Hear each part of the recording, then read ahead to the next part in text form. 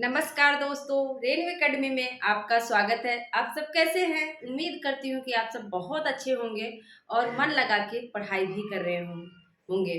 दोस्तों, जैसा कि आप सभी को पता ही होगा कि 9-10 को पीजीटी का एग्ज़ाम होने जा रहा है और सबको एग्ज़ाम सिटी भी अपनी पता चल गई है।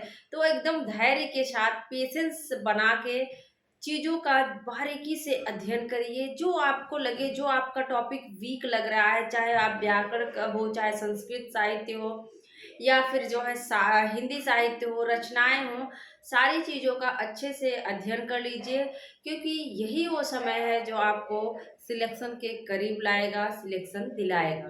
क्योंकि इस समय अगर आप इधर-उधर कर रहे हैं, लापरवाही कर रहे हैं, तो जो है आप बहुत ही अपने साथ ये लापरवाही कर रहे हैं। तो आपको लापरवाही नहीं करना है। सब चीज़ों का अध्ययन करिए, पीवाईक्यू सॉल्व करिए। जो आपको 125 क्वेश्चन रहते हैं आपके, उसको सॉल्व करिए। इससे क्या होगा कि आपको पता चलेगा कि कहाँ-कहाँ से जो है क्वेश्चन आ रहा है, कौन-कौन सा टॉपिक ज़्यादा इम्पोर्टेंट है। तो आप पीवाईक्यू सॉल्व करते रहिए। तो दोस्तों, अष्टछाप के जो कवि हैं, आज वही हमारा टॉपिक है।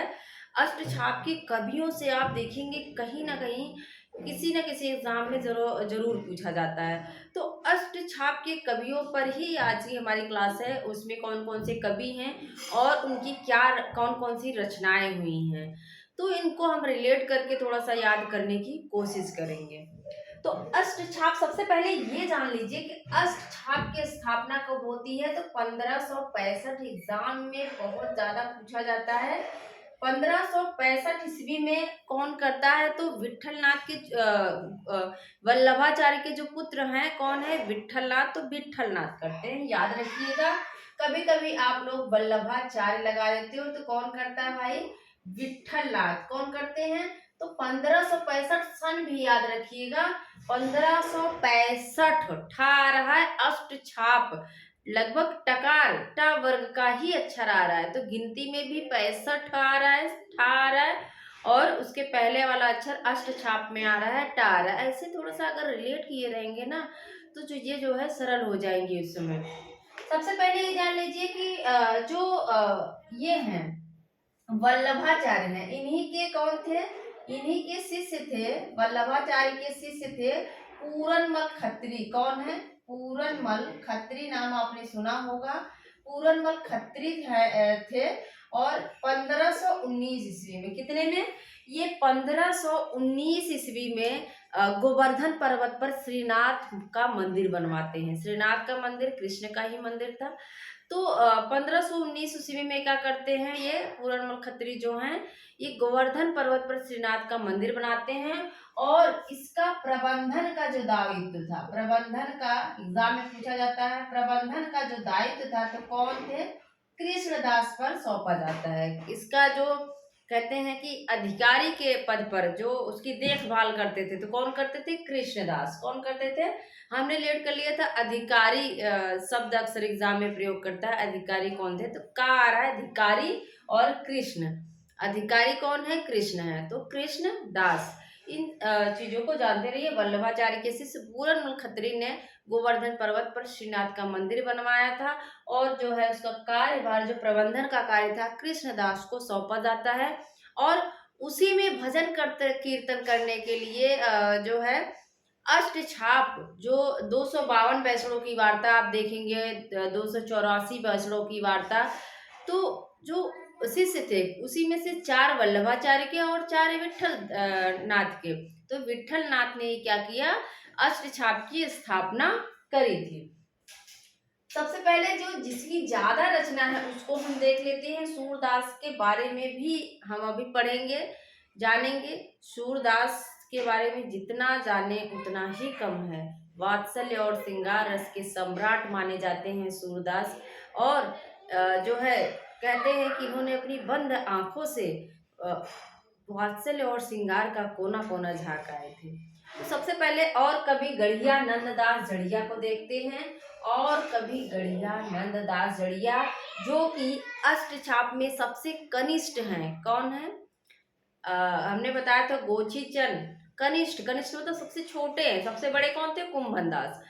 तो सबसे बड़े तो कुंभन दास हैं, लेकिन कुंभन दास की रचनाएं आप देखेंगे कि नहीं मिलती हैं। कुंभन दास की कोई ऐसी रचना नहीं मिलती है, बस उनके बारे में एक जिक्र ज्यादा आता है, क्वेश्चन पूछा जाता है कि जब अकबर कुंभन दास को फतेहपुर सीकरी बुलाते हैं, तो वहां पर जो है इन्होंने कहा था कि संतन को कहाँ सीकरी सो काम, संतन को कहाँ सीकरी सो काम, आवत जात पनहिया टूटी बिसर गयो हरिनाम। कहने का मतलब था कि संत, जो कोई संत है, त्यागी है, जो तपस्या कर रहा है, उसको सीकरी आने का कोई मतलब नहीं है।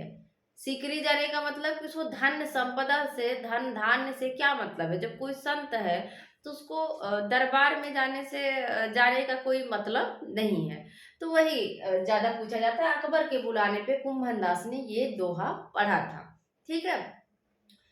तो जानते रहिए, कुंभन दास के बाद आते हैं कुंभन कस्बी के, हमने बताया सूरदास, उसके बाद परमानंद दास आते हैं। परमानंद दास के दास की कुछ रचनाएं हैं, हमने लिखा हुआ है, उसको भी हम रिलेट करके याद करेंगे क्योंकि एग्जाम में पूछी गई हैं। तो सबसे पहले नंददास को देखते हैं।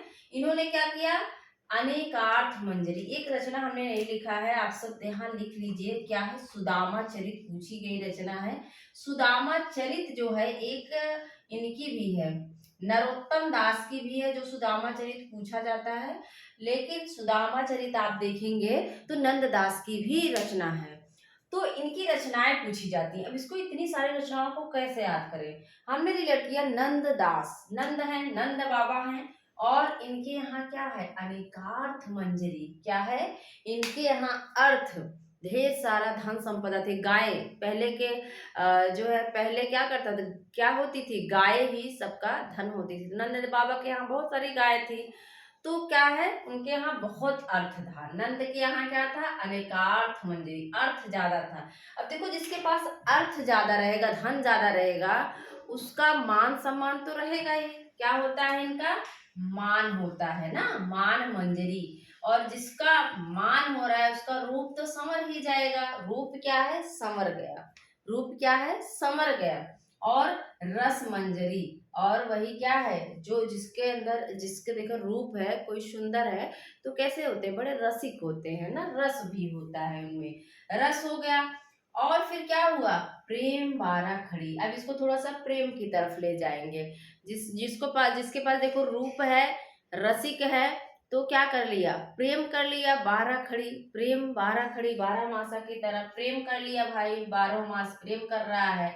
जब कोई प्रेम हो रहा है भाई, जब कहीं प्रेम हो रहा है तो सगाई तो होगी ही, शादी विवाह की बातें होंगी। तो क्या हो गया? श्याम सगाई हो गई। क्या हो गया? श्याम सगाई हो गई। और फिर रुक्मणी मंगल भी हो गया। रुक्मणी मंगल हो गया, विवाह होने लगा, मंगल का गीत होने लगा। और विवाह के बाद इंसान क्या होता है? भंवर में फंस जाता है। भंवर गीत याद रखिएगा। भ्रमर गीत जो है सूरदास ने लिखा, और किसने और लिखा है भ्रमर गीत? कृष्णदास ने भी लिखा है ना, सूरदास और कृष्ण। लेकिन भंवर गीत पूछता है तो भंवर गीत नंददास। तो रुक्मणी मंगल जब हो गया किसी का, तो वो भंवर में फंस गया। और भंवर में फंस के वो क्या करने लगा? विरह मंजरी, मतलब अनेकार्थ मान था, रूप भी है, रस रसिक भी है, रस मंजरी भी है, लेकिन विरह मंजरी भी है। मंजरी से संबंधित इनकी 5 रचनाएं आप देख रहे हैं। तो क्या है? विरह हो जाता है भंवर में फंसकर। और ये सारी चीजें उनको रास नहीं आती है। जब कोई विरह में रोता है तो रास आएगा नहीं। भाई ये पागल है क्या कि विरह में रो रहा है? तो रास नहीं आती। रास पंचाध्यायी और सिद्धांत पंचाध्यायी। और एक अलग से याद कर लीजिएगा, सुदामा चरित। क्या है? सुदामा चरित इनकी रचना है। आइए एक बार फिर से देख लेते हैं। ये अनेकार्थ मंजरी और मान मंजरी जो है, इनका क्या है? पर्याय कोश है। याद रखिएगा क्या है? पर्याय कोश है।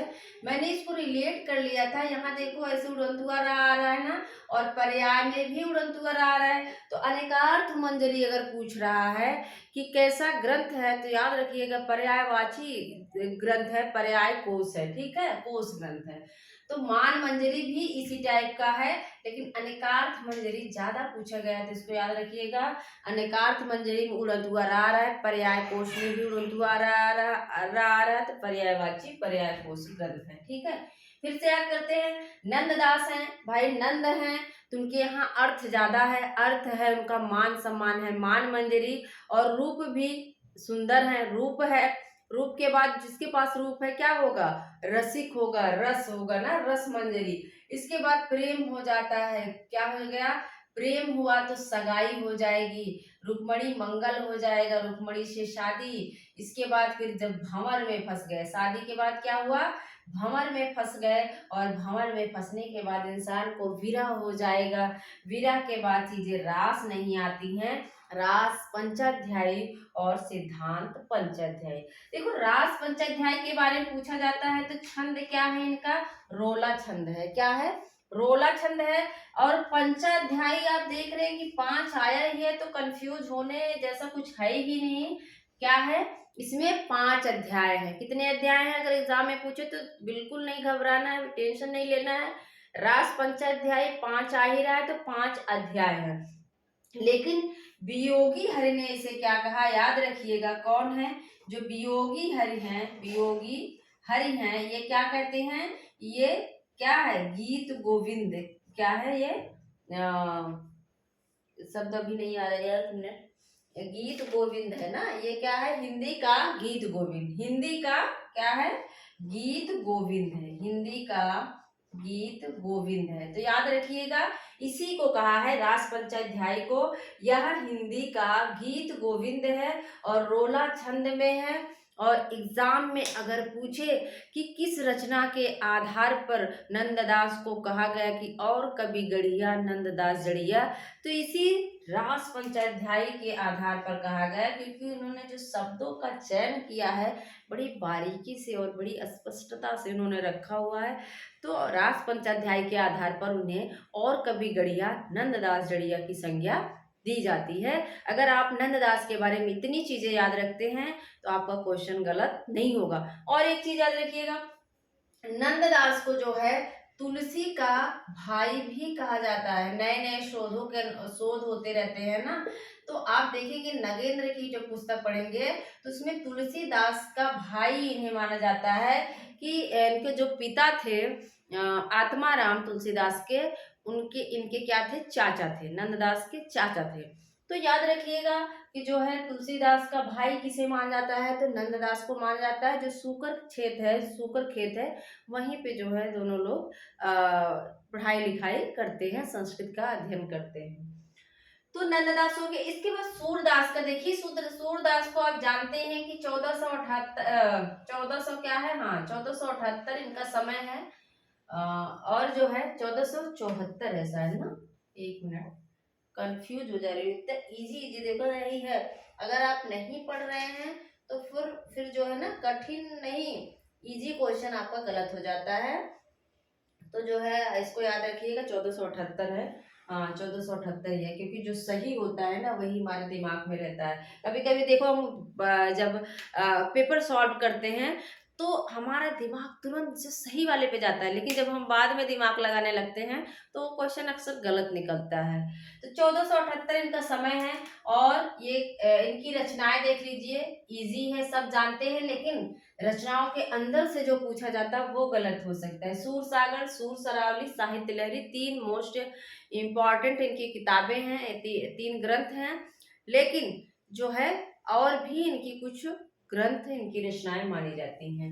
भ्रमर गीत जिसका संपादन कौन करते हैं, तो ये रामचंद्र शुक्ल का कहना है कि जो है इसमें जो भ्रमर गीत है वो क्या है, एक उपालंब काव्य है। याद रखिएगा, उपालंब की उपाधि कौन देता है, तो उपालंब की उपाधि रामचंद्र शुक्ल जी देते हैं। कौन है, उपालंब कौन देता है, भाई शुक्ल। और इसी को ध्वनि काव्य भी कहते हैं, याद रखिएगा, ध्वनि काव्य भी कहते हैं। लेकिन अगर एग्जाम में पूछे कि बिहारी सतसई को ध्वनि काव्य की संज्ञा किसने दी है, तो डॉक्टर नगेंद्र ने दी है। लेकिन यहाँ पे भ्रमर गीत को ध्वनि काव्य काव्य की संज्ञा कौन देते हैं, तो रामचंद्र शुक्ल देते हैं। तो भ्रमर गीत हो गया। इसमें जो है किसने कितने, अगर पूछे कितने ये हैं स्कंद कितने हैं, तो 12 स्कंद है। और ये भागवत किस पे है, भागवत इस पे है, महाभारत के भागवत भागवत महापुराण पर है। ठीक है, भागवत महापुराण याद रखिएगा। भागवत महापुराण का 10वां स्कंद जो है उसी का इन्होंने उसको आधार बनाया हुआ है। 10वां स्कंद याद रखिएगा। है इसमें 12, सूर सागर में 12 हैं, लेकिन जो भागवत महापुराण है उसका जो 10वां स्कंद है उसी के आधार पर इन्होंने इसकी रचना की हुई है। और कितना इसमें पद है अगर देखें तो 49 और 36, मतलब 4936 इसमें पद हैं। इस चीज को याद रखिएगा।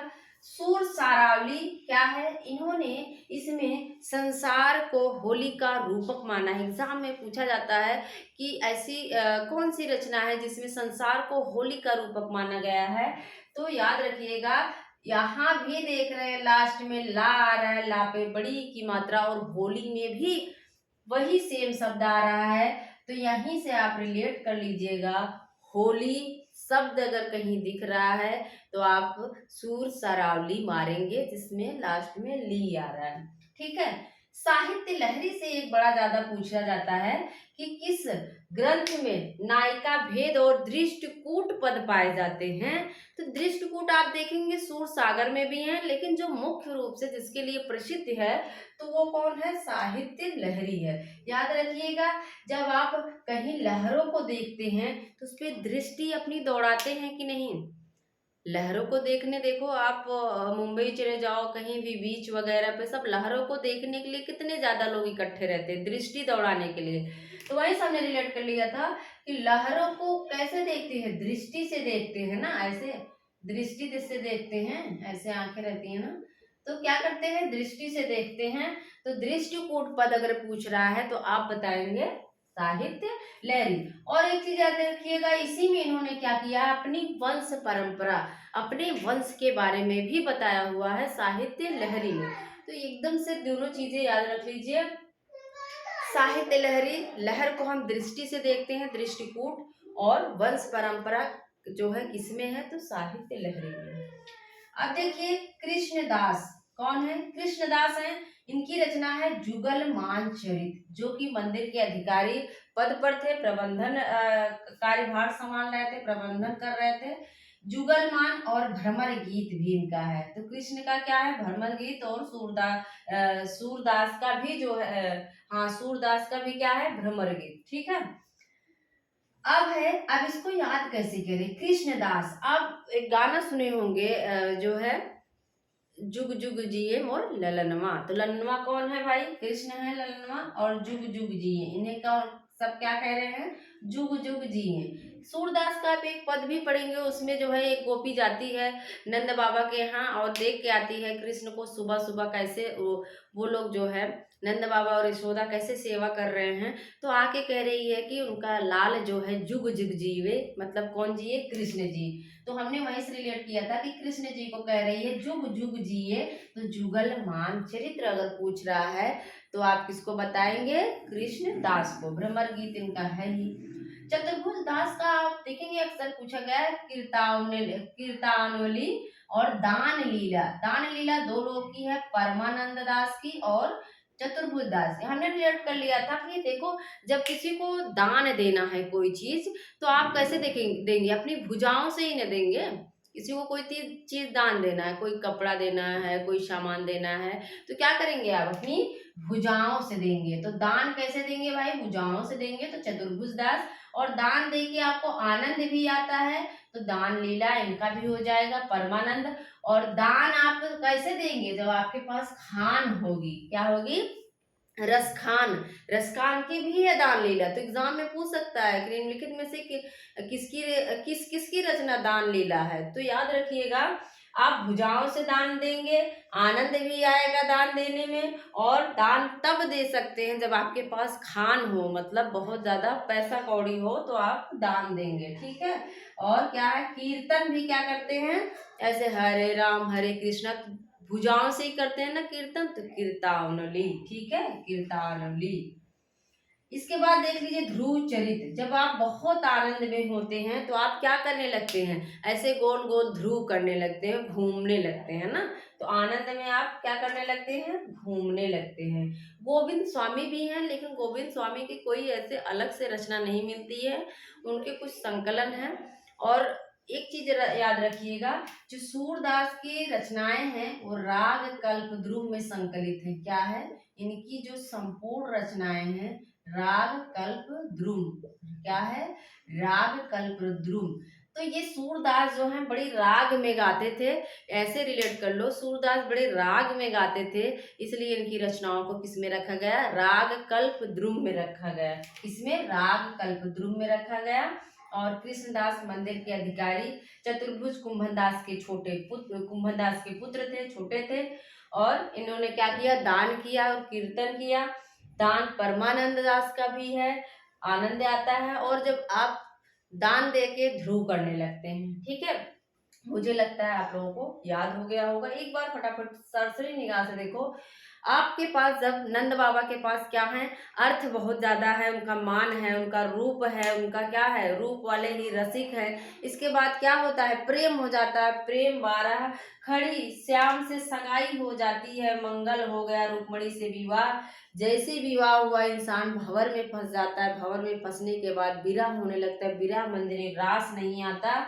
सिद्धांत पंचाध्याय और सुदामा चरित। इसके बाद सूरदास की तो आप सभी जानते हैं। कृष्ण को हमने बताया, जुग जुग जिये तुर ललनवा, तो कौन है, कृष्ण को कहा जाता है। तो कृष्ण क्या क्या है, जुगल मान चरित है, भ्रमर गीत। भुजाओं से आप दान देते हैं, दान देके आनंद आता है। और आपके पास अगर खान है तभी आप तभी आप क्या है, दान दे सकते हैं। तो आप सब जरूर बताइएगा कि आपको याद हुआ कि नहीं। और ऐसी वीडियो आपको देते रहेंगे, मिलते हैं अगले वीडियो में। Thank you.